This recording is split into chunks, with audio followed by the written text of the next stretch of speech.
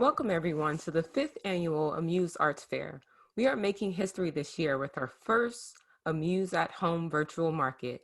We are glad that you could join us. Thank you for allowing us to come into your home. My name is Tamara Marie, and I would like to introduce my guest, the one and only Karly Perez. Hi Karly, how are you doing today? I'm all right. Yes? How's the weather where you're at? Are you in Winchester? Or Yes. okay, because the last young lady I interviewed, she was in DC, and I'm like, that's the point of the Muse at Home. You can be anywhere. Um, can you tell us a little bit about yourself? Yeah, I live in Winchester, Virginia, and I make art dolls, which are, I guess, they're sculptures. They're not toys. And I think it's slightly growing art form. Okay.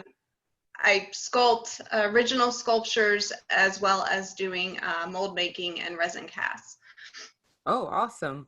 What draws you to work with this particular material?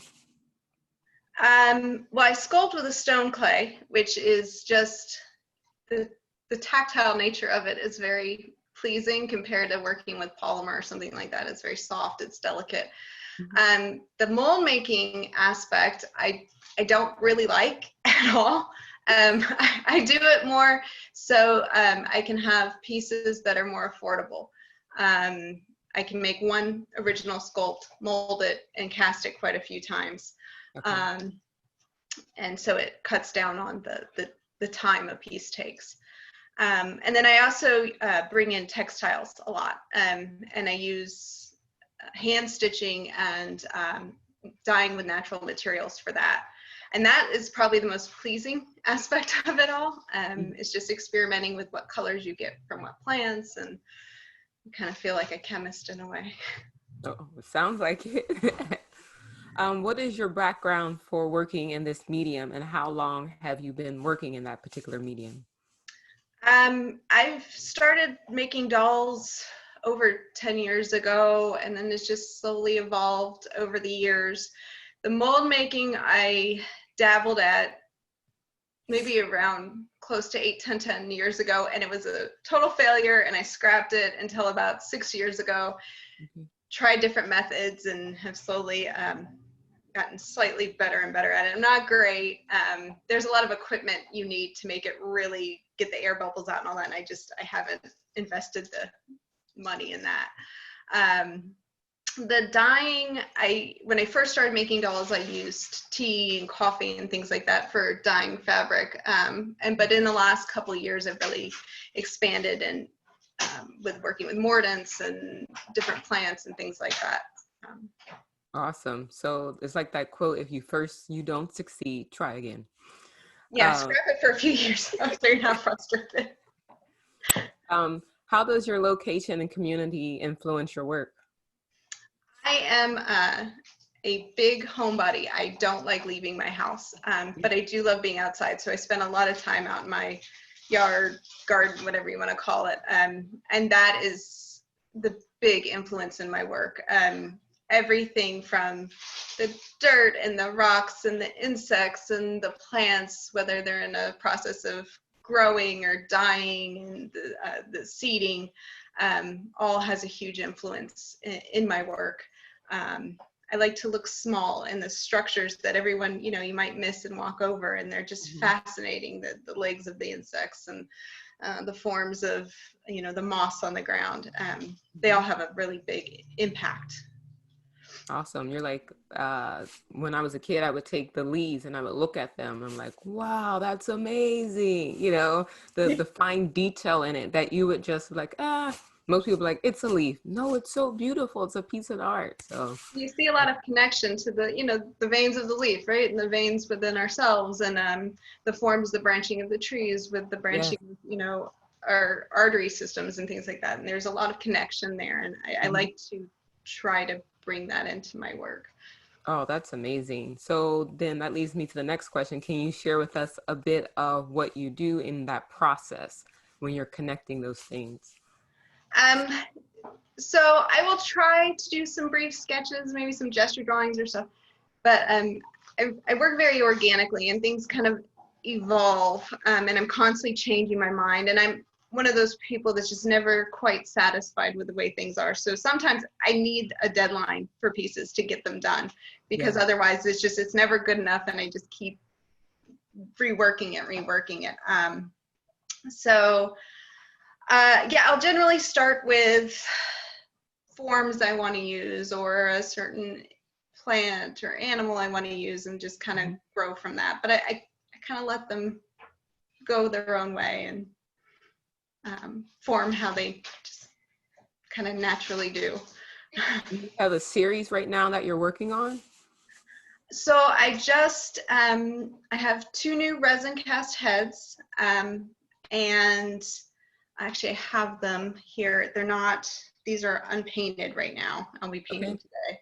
So this one, which was kind of it was bringing in the idea of like a fawn, and some more animal forms. And then I started trying to make wings. Oh. I've been obsessed with my bees and wasps this year. I've had so many species in my yard. And so I have been Oh, working with nice. glass paint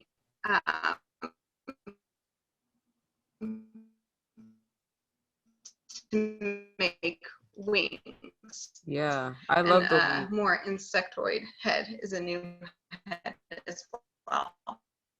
So I will have a couple of those. Not really, they're flexible.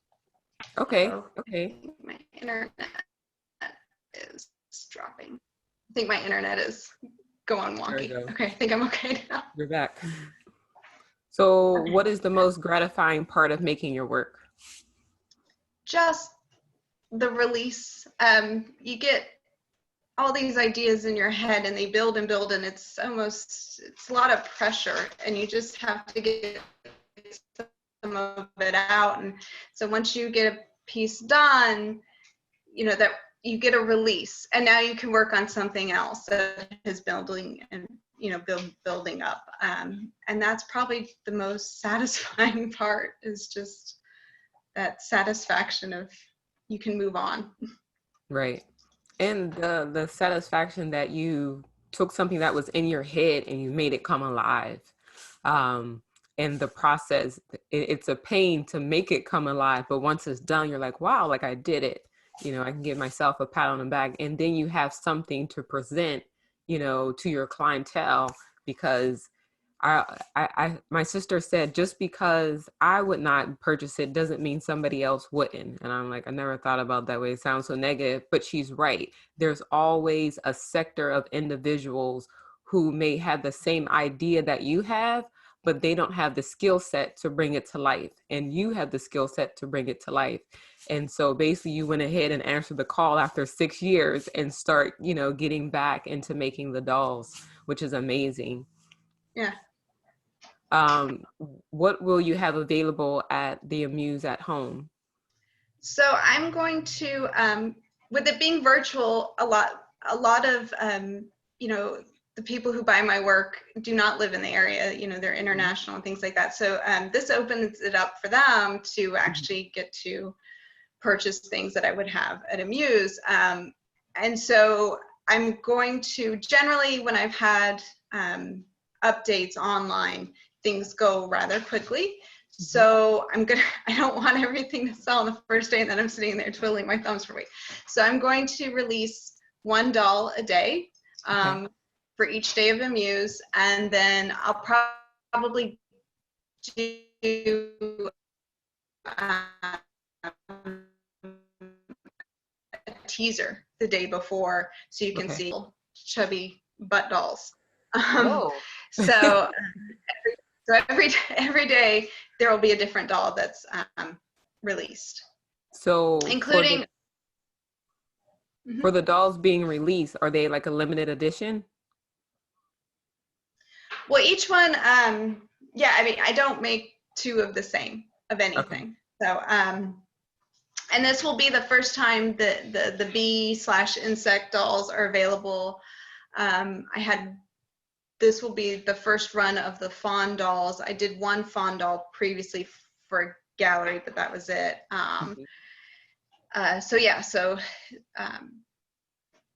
This will be, and this will probably might be my only online update of the year. Okay.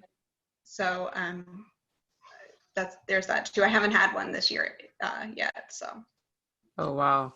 Yeah, we are definitely excited to be having you at the Amuse at home. I look forward to the release of these dolls. I feel like people are going to be arm wrestling over them, like trying to click and purchase them, you know, like, oh, that's going to be amazing. I can't wait to see that.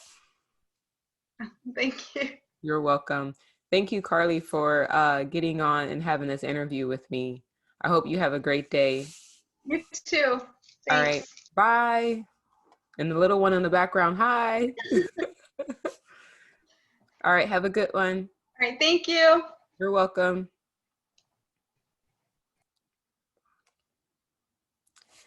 Be sure to shop our virtual market of local and regional crafts and goods and arts from October 17th, starting at 9 a.m. and will run till midnight, October 24th at amuseartsfair.com. We will have demos, interviews with more vendors like Karly, contests, specials throughout the week via Instagram. Be sure to follow us on Instagram at Amuse Arts Fair and our Facebook to get sneak peeks from our vendors and see more videos and enter contests. Thank you. We appreciate you and happy shopping.